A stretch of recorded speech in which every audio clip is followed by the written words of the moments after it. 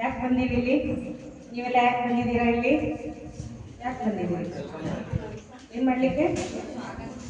ಸ್ವಾಗತ ಮಾಡ್ಲಿಕ್ಕೆ ಬಂದೀರಾ? ಯಾಕೆ ಬಂದಿದ್ದೀರಿ ನೀವೆಲ್ಲ? ಕಾಲೇಜಿಗೆ ಯಾಕೆ ಬರ್ತೀರಿ ನೀವೆಲ್ಲ? ಓದ್ಲಿಕ್ಕೆ ಬರೋದು ಅಥವಾ ಇದಕ್ಕೆ?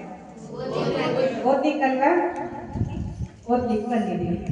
ನಾನು ನಿಮ್ಗೊಂದು ಪ್ರಶ್ನೆ ಕೇಳ್ತೇನೆ. ಜೀವನದಲ್ಲಿ ನಾವೆಲ್ಲರೂ ಯಶಸ್ಸಾಗಬೇಕಂತ ಬಂದವರು, ಜೀವನದಲ್ಲಿ ಯಶಸ್ಸನ್ನು ಪಡ್ಕೊಳ್ಬೇಕು. ಯಾವುದಕ್ಕೆ ನೀವು ಯಶಸ್ಸು ಅಂತ ಹೇಳ್ತೀರಾ? ಹೇಳಿ. ಒಬ್ಬ ವ್ಯಕ್ತಿ ಯಶಸ್ಸನ್ನು ಪಡ್ಕೊಂಡ ಅಂತ ಯಾವಾಗ ಹೇಳ್ತೀವಿ ನಾವು? ಅವ್ರು ಅಂದ್ಕೊಂಡಿದ್ದು ಸಾಧಿಸಿದಾಗ. ಮತ್ತೆ ಯಾವಾಗ ಹೇಳಿ ಯಶಸ್ಸು ಬೇಡವಾ? ಹೇಳ್ರಿ, ಯಾವಾಗ ಯಶಸ್ಸು ಆಗ್ತದೆ? ಅಷ್ಟ ಒಂದೇ ಎಕ್ಸಾಮಲ್ಲಿ ಪಾಸ್ ಆದಾಗ. ಮತ್ತೆ ಯಾವಾಗ?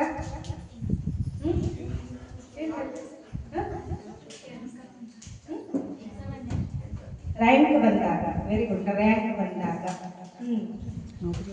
ನೀವು ಇದಕ್ಕೆಲ್ಲ ಯಶಸ್ಸು ಅನ್ಕೊಂಡಿದ್ದೀರಾ, ಬಟ್ ಇದು ಯಶಸ್ಸ ಅಂತ ನಾವು ನೋಡಿದಾಗ 99 ತಗೊಂಡು ಕೂಡಲೇ ನಾವು ಜೀವನದಲ್ಲಿ ಯಶಸ್ವಿಯನ್ನು ಪಡ್ಕೊಳ್ತೀವ? ಸಾಧ್ಯನಾ? ನಾವು ಹುದ್ದೆಯನ್ನ ಪಡ್ಕೊಂಡ ತಕ್ಷಣ ಅದಕ್ಕೆ ನಾವು ಯಶಸ್ಸು ಅಂತ ಹೇಳ್ಬೋದಾ? ಈಗ 4 ರೂಪದಲ್ಲಿ ನಾವು ಇವತ್ತು ನೋಡ್ತೀವಿ ಜಗತ್ತಿನಲ್ಲಿ: IQ, EQ, MQ, SQ ಅಂತ. ಸ್ಪೆಷಲ್ ಈಗೆಲ್ಲ, ಹೌದಲ್ವ? IQ ಅಂದ್ರೇನು? ಇಂಟೆಲಿಜೆನ್ಸ್ ಕ್ವೋಷನ್ ಅಂತ ಹೇಳ್ತೀವಲ್ವಾ ನಾವು. ಅದ್ರೊಳಗೆ ಎಲ್ಲರೂ ನಾವು ಇವತ್ತು ಮುಂದಿದ್ದೀವಿ. ಇವತ್ತು ನಾವು ಹೇಳ್ಕೊಡೋದು ಎಲ್ಲರೂ ಏನು ಅಂತಂದ್ರೆ ಜಾಣರಾಗಬೇಕು, ಮಾರ್ಕ್ಸ್ ತಗೊಳ್ಬೇಕು, ಚೆನ್ನಾಗಿ ನೀವು ಮುಂದೆ ಹೋಗ್ಬೇಕು, 100ಕ್ಕೆ 100 ತಗೊಳ್ಬೇಕು. ಹೌದು ತಾನೆ? ಇದ್ರೊಳಗೆ ಎಲ್ಲರೂ ಮುಂದಿದ್ದೀವಿ ನಾವು ಜಾಣತನದಲ್ಲಿ, ಹೌದಾ? ಆದ್ರೆ ಇನ್ ನೆಕ್ಸ್ಟ್ ಇದಾವಲ್ಲ EQ ಅಂದ್ರೆ ಇಮೋಷನಲ್, ಭಾವನಾತ್ಮಕ, ಭಾವನೆಗಳಿದಾವ. ಈಗ ತಿಳ್ಕೊಳ್ಳಿ, 99 ನಾವು ತಗೊಳ್ತೀವಿ ಎಕ್ಸಾಮ್ನಲ್ಲಿ, 99 ಅನ್ಕೊಂಡು 100 ಅಂತ ಇಟ್ಕೋಣ. ಬಟ್ ನಮ್ಮ ಮನೆಯೊಳಗಡೆ, ನಮ್ಮ ಮನೆಯೊಳಗಿದ್ದವ್ರ ಜೊತೆಗೆ ಭಾವನೆ ಹೇಗಿದೆ? ಅಪ್ಪ ಅಮ್ಮನ ಜೊತೆಗೆ ನನ್ನ ಭಾವನೆ ಹೇಗಿದೆ? ಅಣ್ಣ ತಮ್ಮನ ಜೊತೆಗೆ ನನ್ನ ಭಾವನೆ ಹೇಗಿದೆ? ಈಗೇನು ಕಾಲೇಜ್ನಲ್ಲಿ ಓದ್ತಿದ್ದೀವಿ, ಇವ್ರ ಜೊತೆಗೆಲ್ಲ ನನ್ನ ಭಾವನೆ ಹೇಗಿದೆ? ಹೌದಲ್ಲ? ಹೇಳ್ರಿ, ಹೇಗಿದೆ ಹೇಳ ನೋಡೋಣ. ಈಗ ಮನೆಯೊಳಗೆ ಅಪ್ಪ ಅಮ್ಮನ ಜೊತೆಗೆ ಹೇಗಿದ್ದೀನಿ ನಾನು? ಈಗ ತಿಳ್ಕೊಳ್ಳಿ. ನಿಮ್ಮಲ್ಲಿ ಮಾತು ಹೇಳಿಕ್ ಬಯಸ್ತೀನಿ.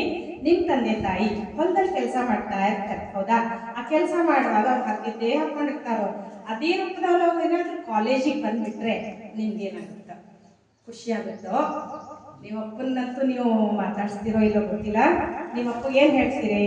ಅಪ್ಪ, ನೀನಿಗೆ ಬರ್ಲಿಕ್ಕೆ ಹೋಗ್ಬೇಡ, ನಮ್ಗೆ ಇನ್ಸಲ್ಟ್ ಆಗುತ್ತಾ, ನಮ್ಮ ಫ್ರೆಂಡ್ಸ್ ನಮ್ಗೆಲ್ಲ ಅಸಹ್ಯ ಮಾಡ್ತಾರೆ, ಏನಾದ್ರೂ ಮಾತಾಡ್ತಾರೆ, ನೀನ್ ಬರ್ಬೇಡಪ್ಪ ಅಂತ ಹೇಳುವಷ್ಟರ ಮಟ್ಟಿಗೆ ನಾವು ಜಾಣರಾಗ್ಬಿಟ್ಟಿದ್ದೀವಿ.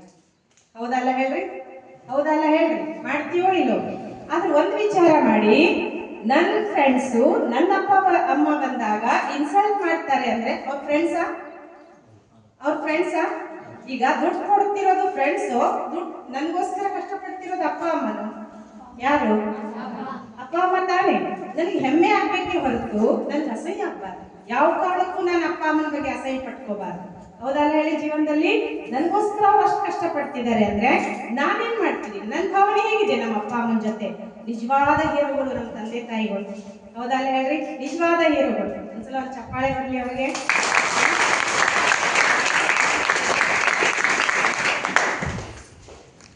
ಇವತ್ತು ಸಾಯಂಕಾಲ ಅಥವಾ ಈಗ ನಿಮ್ಮ ಕಾಲೇಜ್ ಮುಗಿದ ತಕ್ಷಣ ಮನೆಗೆ ಹೋಗ್ತಿರಲ್ವಾ? ಒಂದ್ಸಲ ಮನೆಗೆ ಹೋದಾಗ ನಿಮ್ ತಾಯಿ ಕೇಳಿ, ಅಮ್ಮ ಊಟ ಮಾಡಿದ್ಯಾನಮ್ಮ? ಅಮ್ಮ ಊಟ ಮಾಡಿದ್ಯಾ? ಅಪ್ಪನಿಗೆ ಕೇಳಿ, ಅಪ್ಪ ಊಟ ಮಾಡಿದ್ಯಾ ಅಂತ ಕೇಳ್ರಿ. ಒಂದ್ಸಲ ಆ ತಂದೆಗೆ ಕಾಲ್ ನಮಸ್ಕಾರ ಮಾಡಿ. ನಮಸ್ಕಾರ ಮಾಡೋ ಅವಕಾಶ ಹೋಗ್ಬಿಟ್ಟಿದೆ ಈಗೆಲ್ಲ ಮೊಬೈಲ್ ಟ್ರೆಂಡ್. ಈಗ ಮೊಬೈಲ್ ಹಿಡ್ಕೊಂಡು ತಂದೆ ತಾಯಿಗೆ ಕಾಲಿಗೆ ನಮಸ್ಕಾರ ಮಾಡೋ ಅಭ್ಯಾಸ ಇಲ್ಲ. ನೀವು ಹೋಗಿ ಇವತ್ತು ನೀವು ಅಪ್ಪನಿಗೆ ಕಾಲಿಗೆ ನಮಸ್ಕಾರ ಮಾಡಿ. ಅಪ್ಪ ಏನ್ ವಿಚಾರ ಮಾಡ್ತಾನೆ ಹೇಳಿ ನಿಮ್ ಬಗ್ಗೆ? ನೀವು ಕಾಲಿಗೆ ನಮಸ್ಕಾರ ಮಾಡಿದ ತಕ್ಷಣ ಹೇಳ್ಬೇಡ್ರಿ. ಇವತ್ತು ಹೋಗಿ ನೀವು ನಿಮ್ಮ ತಂದೆಗೆ ಒಂದ್ಸಲ ನಮಸ್ಕಾರ ಮಾಡಿ. ಏನ್ ಅನ್ಕೋತಾರೆ ನಿಮ್ಮಪ್ಪ? ಯಾಕೋ ಮಗನೇ, ಏನ್ ಬೇಕಾಗಿತ್ತು ನಿನಗೆ? ಏನಾದ್ರೂ ಬೇಕಾಗಿತ್ತಾ ಅಂದ್ರೆ? ಯಾಕಂದ್ರೆ ಯಾವತ್ತೂ ಮಾಡಿರಂಗಿಲ್ಲ. ಇವತ್ತು ಮಾಡಿದ ತಕ್ಷಣ ಅವ್ರು ಏನ್ ಅನ್ಕೊಂಡ್ಬಿಡ್ತಾರೆ? ಮೋಸ್ಟ್ಲಿ ನನ್ನ ಮಗನಿಗೆ ಏನೋ ಬೇಕಾಗಿದೆ, ಅದಕ್ಕೆ ಕಾಲಿಗೆ ಬೀಳ್ತಿದ್ದಾನೆ ಅಂತ.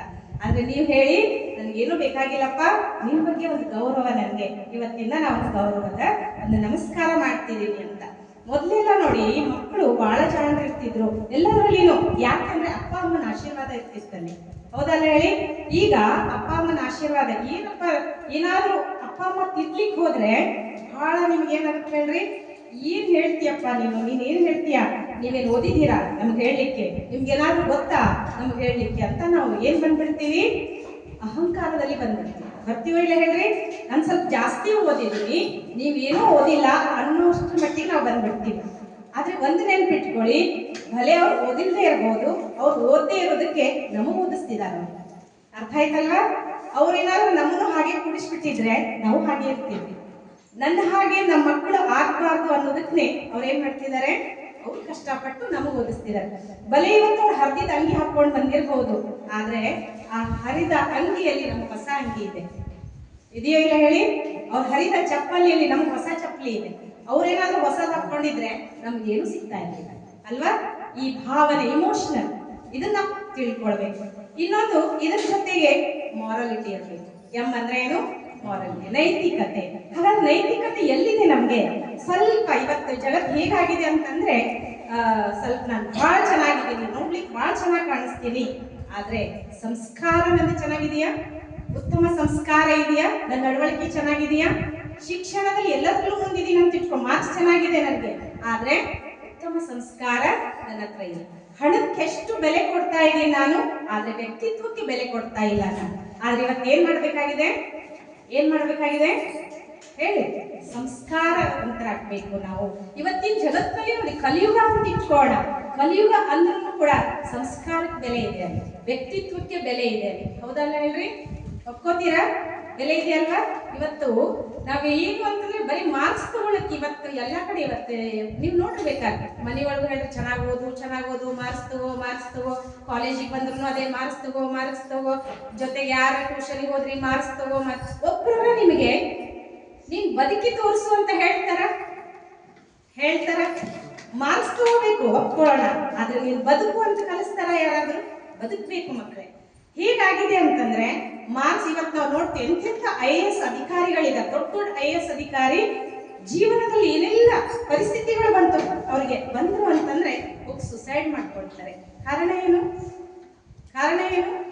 ಹೇಳೋಣ? ಏನ್ ಕಾರಣ? ಕೇವಲ ನಾನು ಏನ್ ಮಾಡ್ಬೇಕು, ಮಾರ್ಕ್ಸ್ ತಗೊಳ್ಬೇಕು, ನಾನು ಓದ್ಬೇಕು, ನಾನು ಒಂದು ಒಳ್ಳೆ ಹುದ್ದೆ ತಗೊಳ್ಬೇಕು, ಇಷ್ಟೇ ಕಲ್ಕೊಂಡ್ರೆ ಹೊರತು ಬದುಕೋದು ಕಲೀಲಿಲ್ಲ. ಏನ್ ಬಂದ್ರು ಕೂಡ ನಾ ಬದುಕಬಲ್ಲೆ ಅನ್ನೋದು ಅವ್ರಿಗೆ ಬರ್ಲೇ ಇಲ್ಲ. ಅದಕ್ಕೆ ಹೋಗ್ತಾರೆ, ಸುಸೈಡ್ ಮಾಡ್ಕೊಳ್ಬೇಕು. ಇಂಥ ಶಿಕ್ಷಣ ಬೇಕಾ ನಮ್ಗೆ? ಬೇಡ ಅಲ್ವಾ? ನಾಳಿಂದ ಕಾಲೇಜಿಗೆ ಬರಂಗಿಲ್ಲ ನೀವು. ಏನು? ಎರಡೂ ಬೇಕು, ಬದುಕಲು ಬೇಕು, ಇದು ಬೇಕು, ಇದಿಲ್ಲ ಅಂದ್ರೆ ನಡೆಯಲ್ಲ. ಶಿಕ್ಷಣನೂ ಬೇಕು, ಶಿಕ್ಷಣದ ಜೊತೆಗೆ ಏನ್ ಬಂದ್ರು ನಾ ಬದುಕಬಲ್ಲೆ, ಏನ್ ಬಂದ್ರು